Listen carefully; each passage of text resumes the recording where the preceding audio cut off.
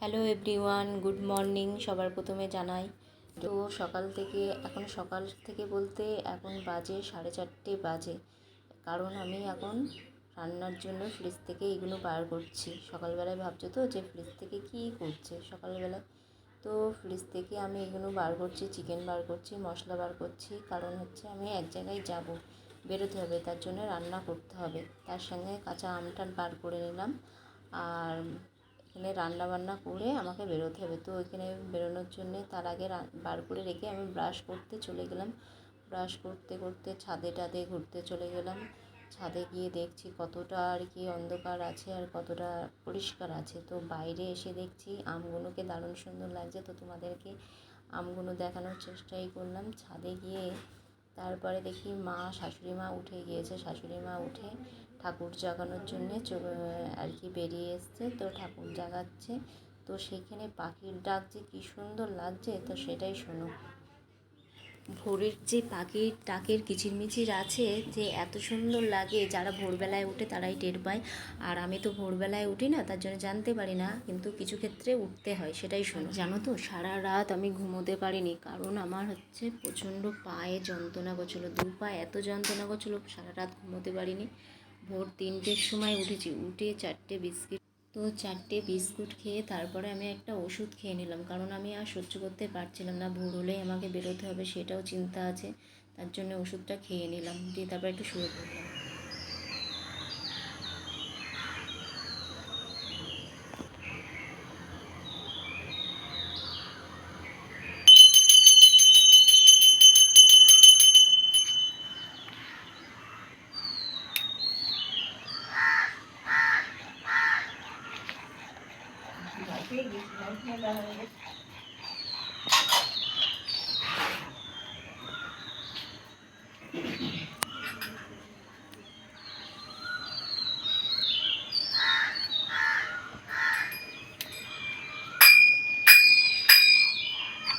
জাগো জাগো গোড়া জাগো নিশিত হারিল জাগো জাগো গোড়া জাগো নিশিত হারিল জাগো জাগো গোড়া জাগো ভজ গৌরাঙ্গ কহ গৌরাঙ্গ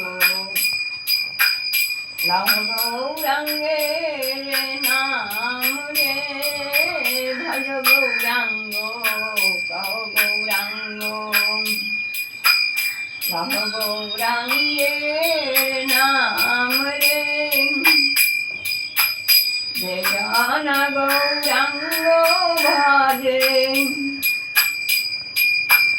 সে হয় আমার প্রাণ রে ভজ গৌরাঙ্গ কহ গৌরাঙ্গ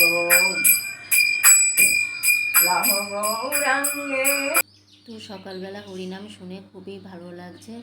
ঘুম থেকে উঠে যারা সকালবেলা উঠে তারা একমাত্র জানে, আমি তো সকালবেলা উঠি না। যাই হোক, সকালবেলা উঠে ঠাকুরের গান শুনে মনটা ভরে গেল। তারপরে যখন কলে মুখ ধুতে যাচ্ছি, দেখি একটা ফুল ফুটেছে, স্থলপদ্ম ফুল।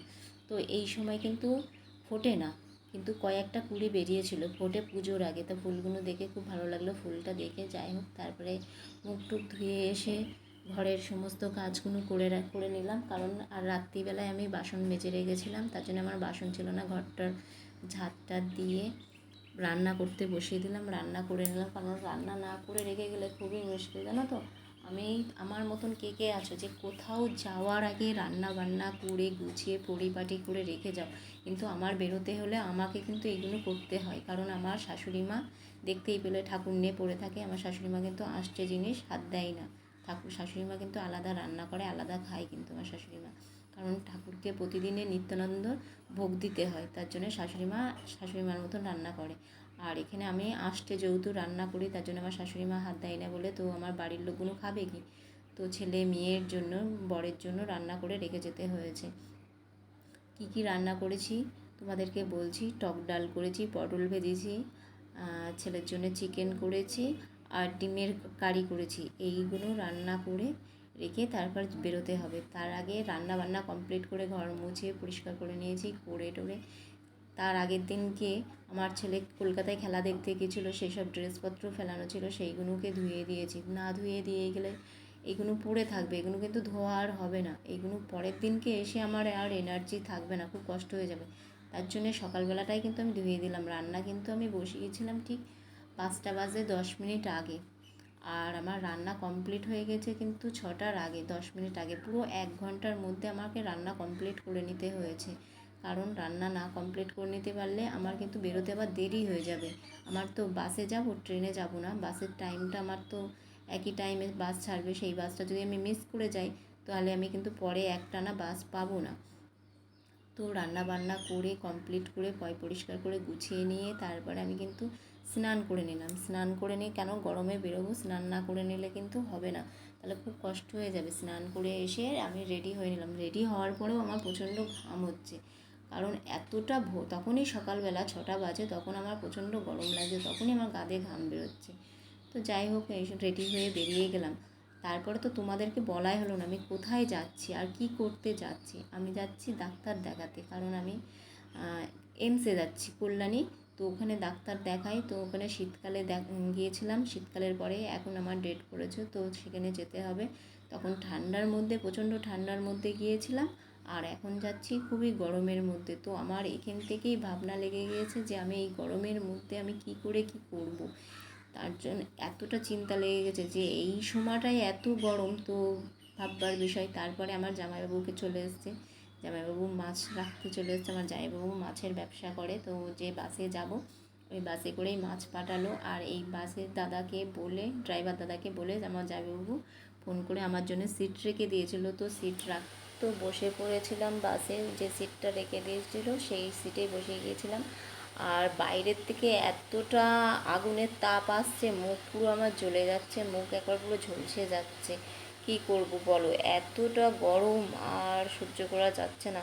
তাই ভাবছি যে যারা ডেলি প্যাসেঞ্জারি করে তাদের কতটা কষ্ট। আমরা কিন্তু বাড়িতে গৃহবধূ ঠিকই, কিন্তু আমাদের বাড়িতে সেইভাবে কিন্তু আমাদের কষ্ট হয় না। আমরা যেহেতু রান্না বান্না করে আমরা কিন্তু যেটুক যা পারি কাজ করে আমরা ফ্রিভাবে ঘুরতে পারছি, ফ্যানের তলায় থাকছি, ঠান্ডায় থাকছি।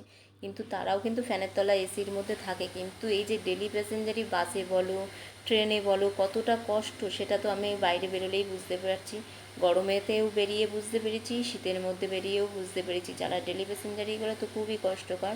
তো যাই হোক, আমি এমসে চলে এসেছি, এই যে হসপিটালে, বুঝতেই পারছো আমি চলে এসেছি। তো যাচ্ছি যখন, এখানে কি বলবো, এতটা তাপ, আমার পুরো মুখ একবার পুরো ঝলসে যাচ্ছে। আর দেখতেই পাচ্ছ আমি ওড়না দিয়ে পুরো মুখটাকে ঢেকে নিয়েছি। আর কি বলো তো, তোমরা ভাবছো যে কি পাগল নাকি ছাগল, আর কি করব বলো, এইভাবে না ঢেকে গেলে কিছু করার নেই। আর এসে দেখছি এতটা ভিড়, এতটা ভিড়, এরকম ভিড় আমি দেখি না। যাই হোক, ভিড় হলেও কি হবে, কিন্তু যার যার তো ভাগ পড়ে যায় ডাক্তার দেখানোর জন্য। তো আমার যেখানে ডাক্তার, আমি প্রথমের দিকেই পড়ে গিয়েছি, অসুবিধা আমার হয়নি। তাহলেও কিন্তু আমি ডাক্তার দেখিয়ে বেরিয়ে অনেকটা কিন্তু দেরি হয়ে গেছিলো। ডাক্তার দেখিয়ে তারপরে আমি কিন্তু একটু ফ্রেশ হতে চলে আসলাম, মুখে চোখে মুখে একটু জল দিতে। তো জল দেওয়ার পরে আমি লিফটের জন্য অপেক্ষা করছি। তো লিফট না উপরে যায় না নিচে আসি, সে একই জায়গায় আটকে রয়েছে। দূর বাবা দিয়ে তারপরে আরেকটা জায়গায় চলে গেলাম, সেখান থেকে লিফটে উঠে গেলাম। লিফটে বেরিয়ে কিন্তু বাড়ির জন্যে আর কি বেরিয়েছি। তারপরে দুপুর টাইম, তখন বাজে কটা বাজে আমি টাইম দেখিনি, বলতে পারছি না। কি বলবো, এতটা এতটা রোদ্দুরের তাপ, আমার মুখ পুরো ঝলসে যাচ্ছে।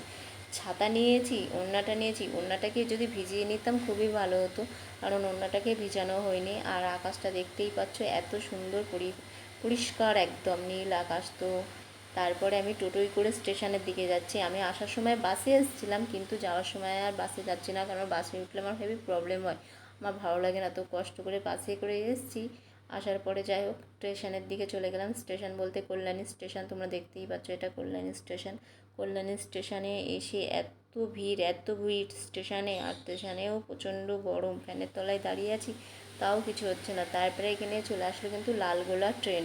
লালগোলা ট্রেনে উঠে গেলাম, উঠে সেখানটা নিতে পারি। ট্রেনের মধ্যে এত ভিড়, তোমরা ভালো করেই জানো যারা এখান থেকে চলাফেরা করো, যে লালগোলা ট্রেন কতটা ভিড় থাকে। তো নেমে গিয়ে রানাঘাটের থেকে আমাদের বনগাঁয় যেতে হবে।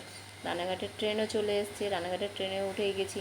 আচ্ছা, তোমরা আমার ভিডিওটা যদি কল্যাণী, রানাঘাট, চাকদার থেকে যদি দেখে থাকো, কে কে দেখেছো কমেন্ট করে অবশ্যই কিন্তু জানিও, ঠিক আছে?